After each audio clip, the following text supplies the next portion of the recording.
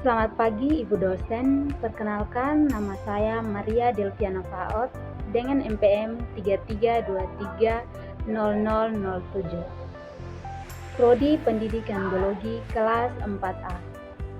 Baik, di sini saya akan menjelaskan materi tentang sejarah perkembangan biologi sel. Sel berasal dari bahasa Yunani yaitu cella atau selula, yang artinya cella artinya ruang dan selula artinya kamar kecil. Menurut Robert Hooke pada tahun 1663. Sel adalah unik dasar kehidupan bagi semua makhluk hidup. Biologi sel merupakan kumpulan dari berbagai hasil kajian yang berkenaan dengan sel dengan segala aspeknya. Sejarah perkembangan teori sel. Yang pertama, menurut Marcello Malpighi, pada tahun 1628 sampai tahun 1694, merupakan seorang berkebangsaan Italia.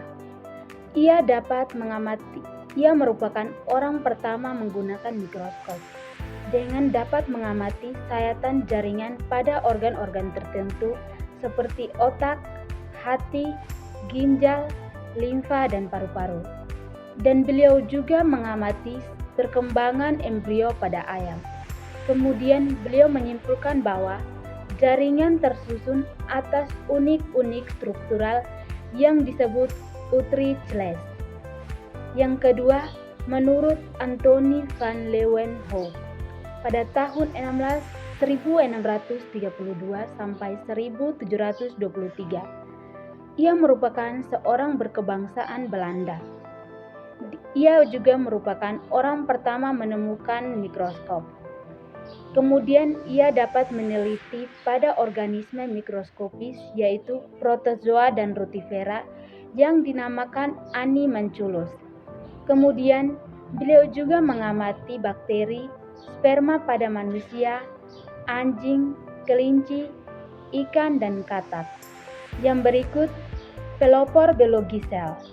Yang pertama, menurut Robert Hooke, tahun 1663, merupakan orang pertama yang memperkenalkan istilah sel dengan hasil pengamatannya yang pengamatan terhadap pada sayatan sumbat gabus yang diartikan sebagai ruang-ruang kecil. Yang kedua, menurut Robert Broom, pada tahun 1773 sampai 1858, beliau merupakan seorang berkebangsaan Inggris.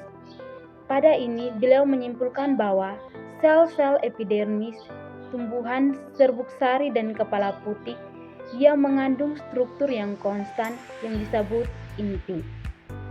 Setelah itu, Johannes E. Purkinje pada tahun 1787 sampai 1869.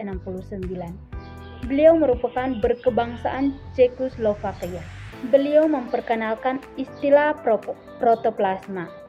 Yang berikut, pada tahun 1938, Matthias J. Schleiden pada tahun 1804 sampai 1882. Beliau berkebangsaan Jerman.